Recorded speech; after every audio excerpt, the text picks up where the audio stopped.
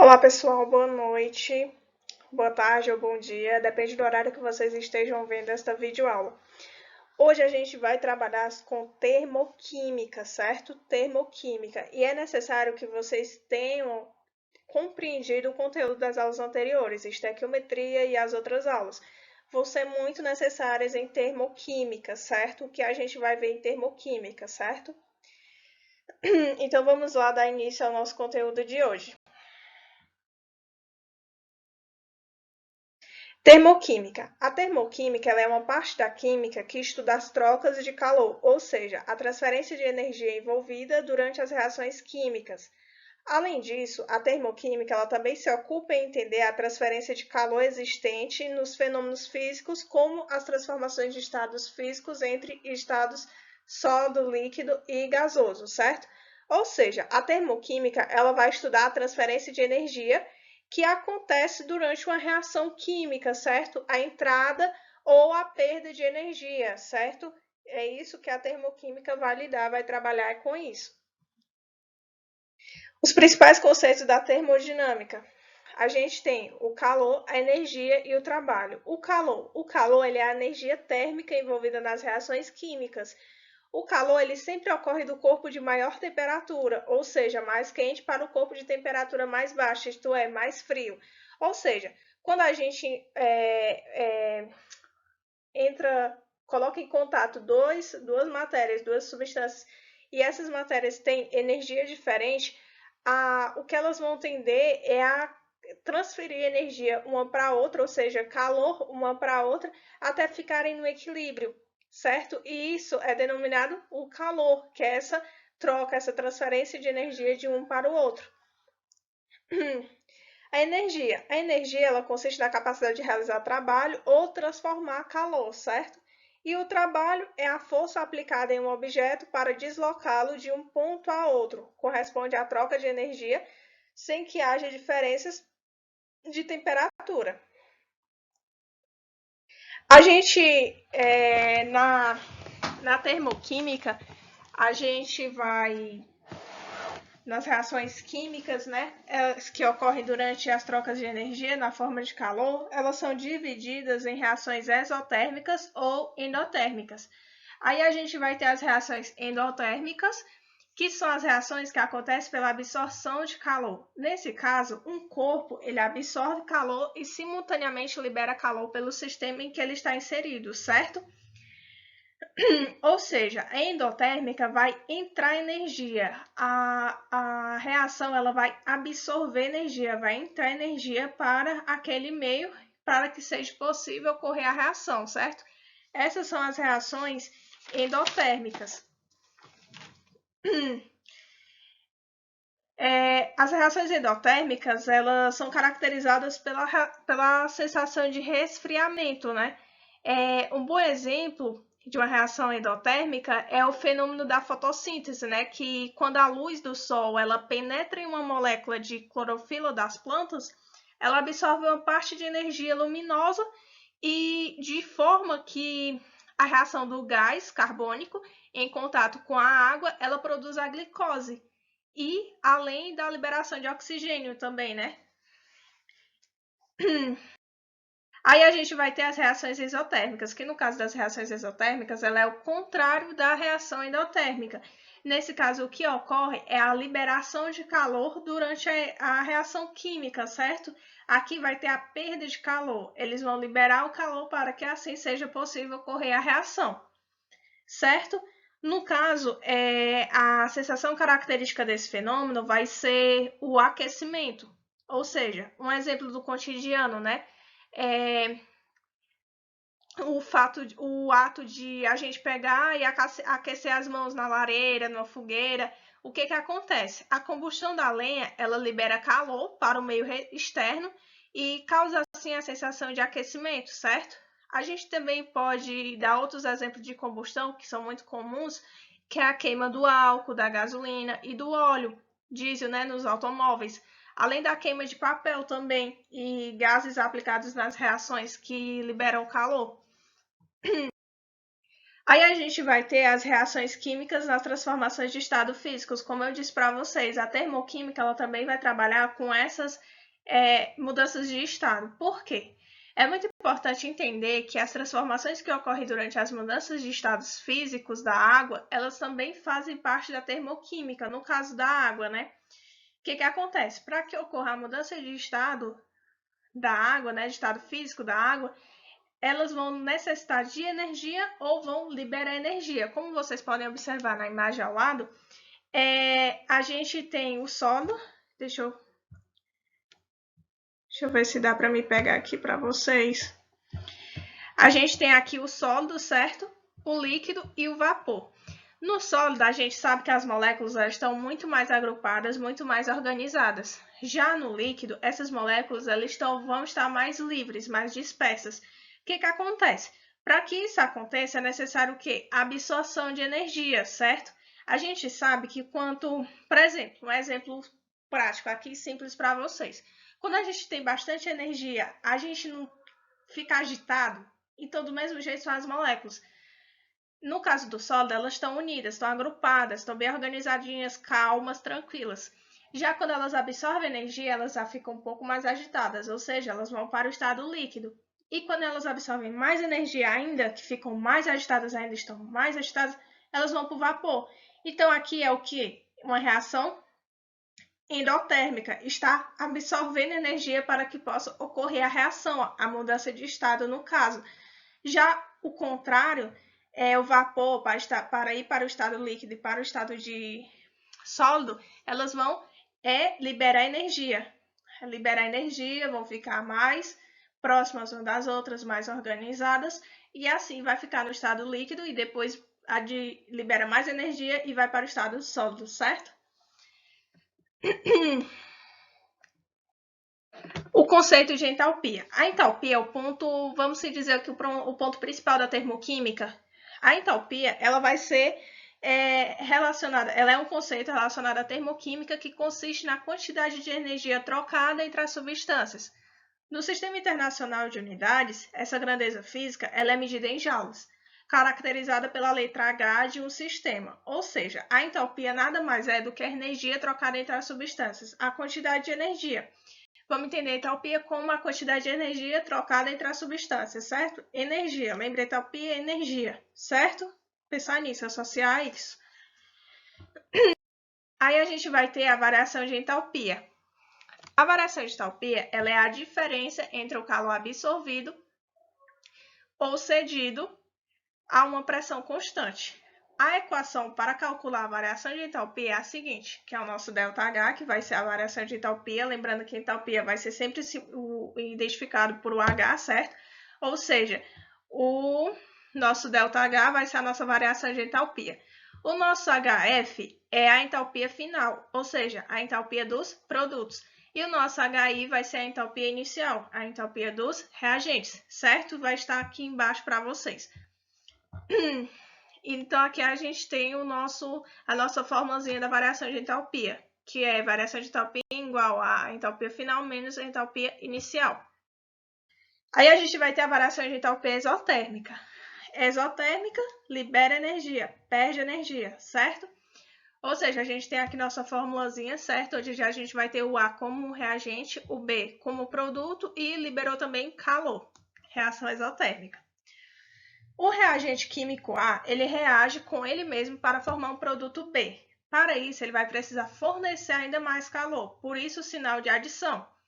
Pode-se dizer, portanto, que A possui uma entalpia maior, isto é, energia maior em relação a B. Logo, a entalpia de A vai ser maior que a de B. Por quê? Galera, vocês estão vendo que aqui nos nos reagentes, a gente vai ter apenas o A, certo? E aqui, somente o A, ele originou B mais calor. Ou seja, se ele liberou, além do B, que aqui ocorreu a reação e liberou além do B, liberou também calor. Então, aqui a gente sabe que tem mais energia, ou melhor, aqui a gente sabe que tem, levando em consideração a estequiometria, né, equilíbrio, a gente sabe que aqui tem a mesma energia que aqui, porém aqui tem B mais calor, ou seja, o A sozinho, ele vale por isso. Então, aqui tem mais energia que o B, né? Que é a entalpia final, que é o produto final. Lembrando que esse calor ele foi liberado por sistema que eles estão inseridos, o meio que eles estão inseridos. Aí aqui a gente tem o nosso cálculozinho de entalpia, né, da variação de entalpia, e a gente sabe que a nossa variação vai dar negativa. Por quê? Porque a entalpia final ela é menor do que a entalpia inicial. Então, quando a gente faz o cálculo, a gente vê que dá negativo. Perdão. A gente vê que dá negativo. Então, a característica da variação de entalpia exotérmica é negativo. Se a variação de entalpia deu negativo, a gente já sabe que vai estar lidando com uma reação exotérmica, certo? Está liberando calor.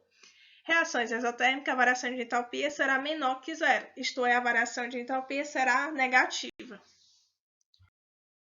A variação de entalpia exotérmica, ela também pode ser representada por um gráfico, onde a seta que aponta para baixo do reagente para o produto indica que está ocorrendo uma reação exotérmica, certo?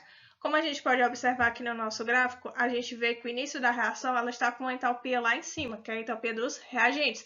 Aí, a partir do momento que vai ocorrendo, né, constante, aí ocorrendo a reação, ela cai, certo? E a entalpia fica menor, certo? Ou seja, a entalpia final é menor do que a inicial. A variação de entalpia exotérmica, o contrário da anterior, né? Nesse caso, X, como a gente pode observar aqui, é a entalpia inicial, reagente químico, que precisa da absorção de calor, pois o calor tende a vir do lado dos reagentes, para se transformar no produto Y.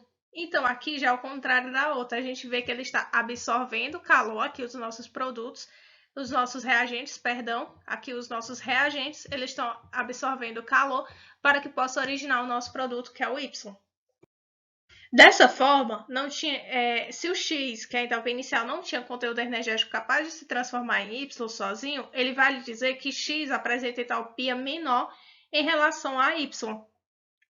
Logo, a entalpia de X é menor que a entalpia de Y, que é os nossos produtos, que é a entalpia dos nossos produtos. Então, na variação de entalpia em reações endotérmicas, a gente vai ter uma variação de entalpia positiva. Ou seja, você fez lá o cálculozinho de entalpia, da variação de entalpia e deu positiva. Já sabe que está lidando com uma reação endotérmica, certo? Negativa, exotérmica. Positiva, endotérmica. Aqui a gente tem nossos gráficozinhos, né? Reação endotérmica e exotérmica, que a gente pode observar que tem energia de ativação, certo? Que essa energia de ativação é o quê? Para que ocorra a reação. Ela necessita da energia de ativação. E a partir do momento que ela atinge o ponto, ela decai até reagir, até gerar os produtos e assim permanece constante. Na endotérmica, a gente vê que aqui começa com energia, a energia de ativação, aí atingiu o ponto, gerou os produtos e aqui permaneceu o quê? Maior em relação a essa. Então, se a final está maior do que a inicial, então a gente tem o quê? Uma reação endotérmica, certo? Aqui na exotérmica já é o contrário. A gente tem uma energia, aí necessitou da energia de ativação, ela caiu, certo? Ou seja, ela gerou os produtos, e aqui a gente vê que no final a energia foi menor que a inicial. Então, ela perdeu a energia. Então, ela liberou a reação exotérmica. Os tipos de entalpia. A gente vai ter alguns tipos de entalpia, no caso, né? De alguns tipos de reações e tal. A entalpia de formação, ela corresponde à energia absorvida ou liberada necessária para formar um molde de uma substância. Nesse caso, as substâncias devem ser simples. A gente sabe que quando está lidando com substâncias simples, a entalpia delas vai ser igual a zero, caracterizadas por pressão e temperaturas constantes. Um exemplo, né, da entalpia de formação é o da água. A gente tem o hidrogênio e o oxigênio juntos, quando para formarem a água, né, eles vão, quando eles formam para formarem a água, eles vão liberar energia, certo? E a gente sabe isso a partir do cálculozinho que a gente faz. A gente sabe que o hidrogênio e o oxigênio são substâncias simples, né?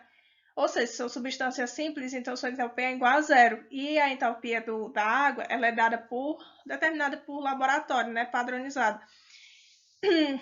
Então, quando a gente faz o cálculozinho da variação de entalpia, a gente vai ter que a variação da água, né, menos, que a variação da água é a entalpia final, menos a entalpia inicial, que é do hidrogênio e do oxigênio, e a gente vê que foi negativo, ou seja, é uma reação exotérmica.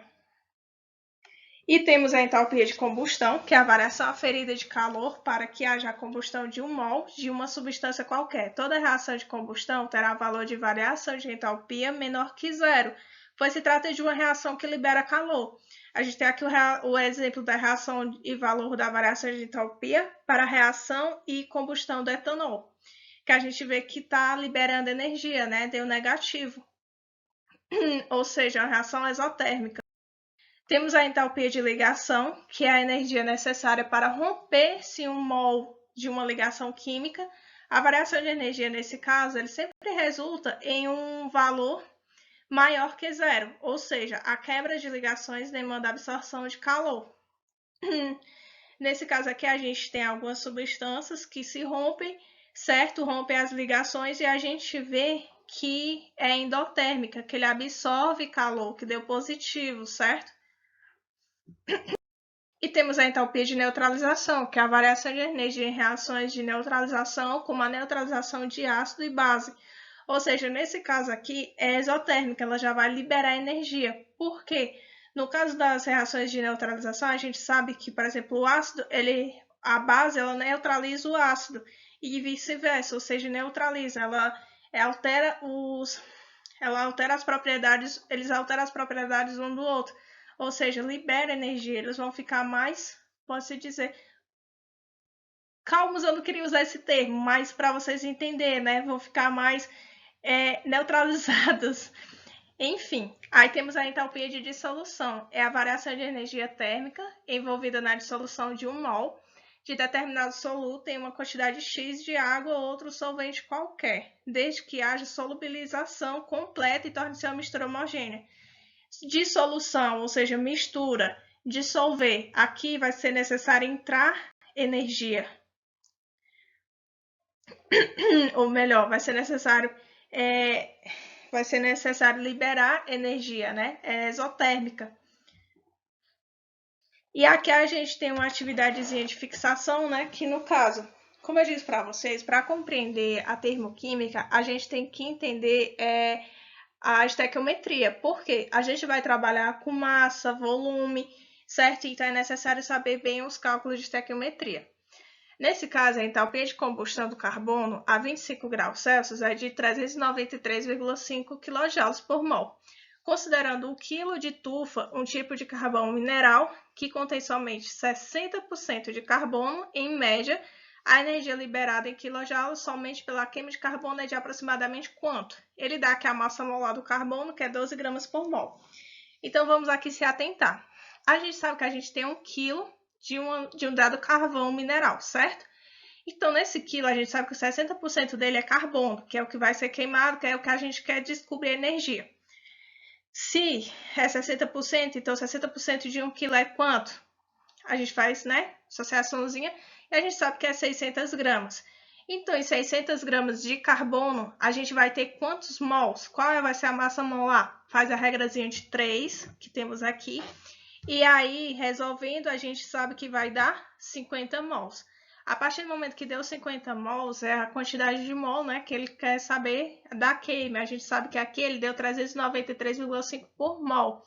Então, se por mol é 393,5 kJ, então enquanto vai ser 50 mol? Faz outra regrinha de 3, que a gente vai obter 19.675, certo? Então, vai ser esses cálculos em estequiometria, no caso que é necessário para termoquímica. Termoquímica é prática, é praticar. A partir do momento que você for praticando esses exercícios, você vai conseguir compreender o assunto, certo? E além de levar em consideração os conceitos. Obrigada pela atenção de todos. Temos atividades de frequência que eu já passei para vocês o link. Aqui nossas referências. Boa noite a todos.